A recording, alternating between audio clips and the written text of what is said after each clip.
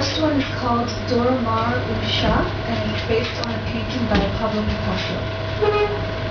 Louder? Can you hear me now? A little louder. A little louder? Is that all right? Okay. Mar Usha. 1. He did not hear her say, "Give me children, or else I die," while he created the two-faced woman with sad, weeping eyes, the succulent red of apple paint, and the green ripples protecting her saggy breasts.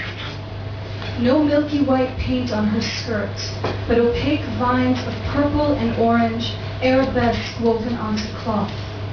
He took his time as he withheld the fruit of the womb, and her tears melted over the canvas into shades of blue clouds of shadows and hints of gray hair. Didn't he know that even clouds cast shadows? 2. He probably enjoyed sterilizing the paintbrush, dipping his passion into a can of turpentine, cleansing the residues of unwanted color, the Pilegish and her curse and her faceted face. The vibrant palette could only produce the black circles he added to his design. Just before he finished, he added the black cat walking over her shoulder. She turned her smile away from its claws, and her claws clutched the courtly chair. She hated cats, but he insisted on the beast. Each ring of darkness he filled whole with holes, and her body no longer the highest blessing she shall bear upon, but barren of all fruit. 3. I stared at him from within the canvas, the invisible blank stare piercing through colorless cloth. I wondered where he would begin. I knew he did not begin with eyes. And so my skin became a monochrome of blue clouds, blue triangles dissolving to the point where the walls meet. My body confined to the chair, and only flower blossoming on my hat. The next one is called Each Queen Stands on a Square of Her Own Color.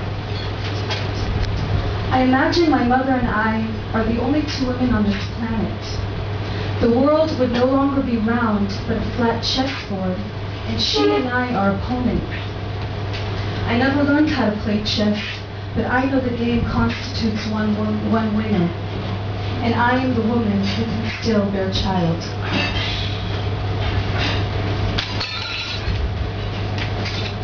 Another mother poem, sorry. The mothers.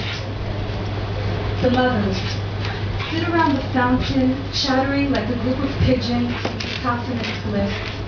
But that one there, the great Filipino eagle, hovering over the plumage of gray, grabs a half-eaten sandwich with her heavy legs and opens the other's ancient beak.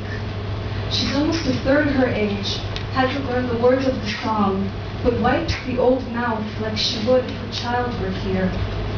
They all migrate at this hour, but she isn't here for the weather.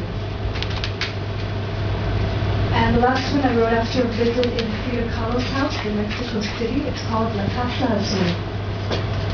A woman with one eyebrow lives in body casts, I thought, as we walked into the blue house. The smell of their bodies had disappeared under layers of paint smeared symmetrically on the walls, and you wanted to take pictures of their bed. But the security guard motioned, "Está prohibido tomar una fotografía," and I pretended to understand why she covered the face of her Indian nurse's mask, a baby Frida in the arms of an ape-like figure ridden of femininity, aside from the huge coconut breast and milk pouring into the infant's mouth. You turned off the flash, and I imagined Diego pressing his beefy body against her handicapped limbs, her frail thighs crushing underneath his thick hips.